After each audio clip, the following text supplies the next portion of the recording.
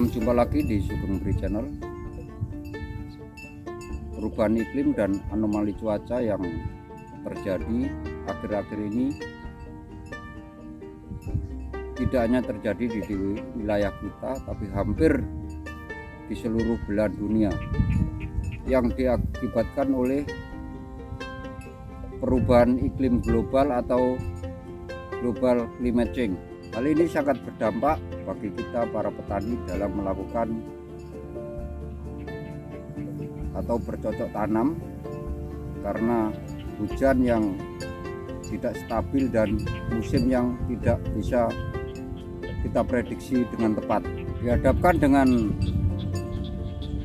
kebutuhan akan produksi bahan pokok yang begitu tinggi dengan bertambahnya populasi, maka ada beberapa strategi yang dilakukan, diantaranya melakukan perluasan lahan, meningkatkan produktivitas lahan, meningkatkan indeks panen dan pertanaman. Untuk kita yang di lahan tak ada hujan hanya bisa melakukan indeks pertanaman dengan berbagai cara, misalnya kita menggunakan padi super genjah dengan umur pendek, ataupun salah satunya yang kita lakukan yaitu teknis budidaya padi salibu. Sudah banyak video ataupun tutorial petunjuk bagaimana melakukan teknis atau pola tanam padi salibu.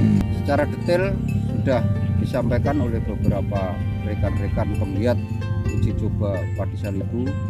Namun di sini saya ingin memperbaiki teknis dan pola tanam padi salibu, khususnya di lahan kita yaitu lahan tak ada hujan.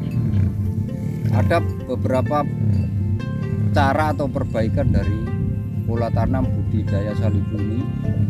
Yang pertama adalah pemilihan benih, yang kedua pola tanam pada saat MT1, yang ketiga adalah pemotongan sisa jerami panen, yang keempat pemberian POC dan YPT, yang kelima penyulaman, penjarangan dan penyisipan, yang keenam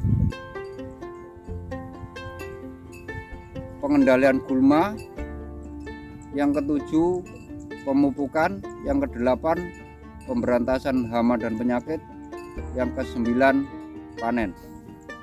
Secara detail perbaikannya adalah sebagai berikut.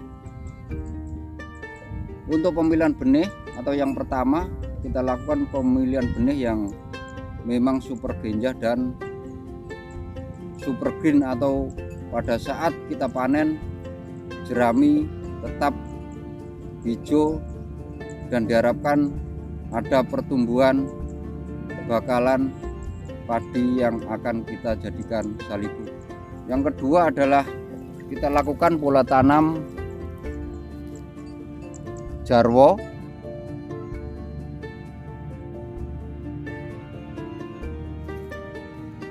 Ya, seperti ini ya, pola tanam jarwo yang kita lakukan agar nanti dalam perawatan awal dari padi salibu itu sendiri bisa lebih mudah dan maksimal. Kemudian pemotongan, usahakan menggunakan sabit.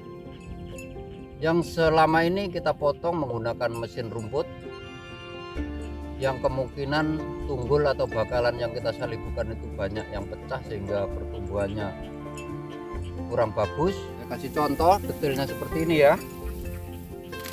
Ya, detailnya seperti ini, kita potong, kita letakkan di antara legoan seperti ini contohnya. Tujuan dari pemotongan menggunakan sabit ini adalah didapatkan ketinggian dari tunggul ini seragam antara 3 maksimal 5 cm. Yang kedua, dengan pemotongan menggunakan sabit kita bisa mengatur sisa jerami di antara legoan sehingga rapi dan mudah dalam perawatan selanjutnya.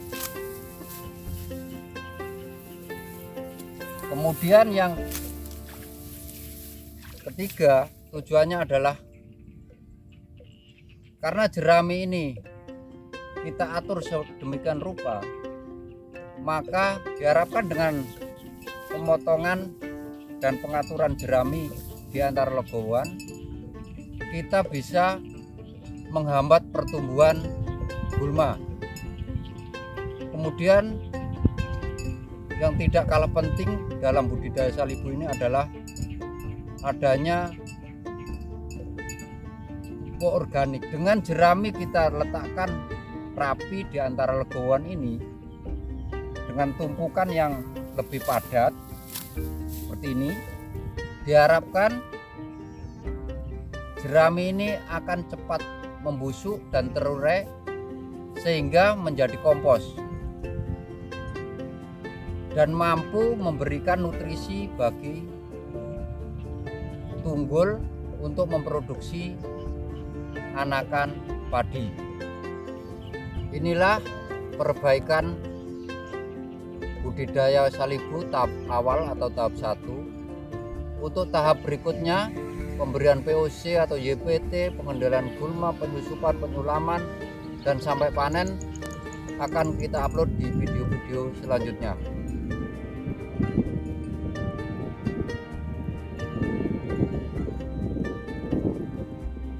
Terima kasih kepada Bapak Ibu penggiat teknis budidaya salibu, salam hormat. Kemudian kepada rekan-rekan mohon subscribe, like, komen dan saran serta dukungannya agar teknis ini berkembang dan memberikan dampak yang optimal bagi produktivitas padi dan memberikan keuntungan bagi kita semua. Selalu semangat, salam sehat, selamat berkreasi.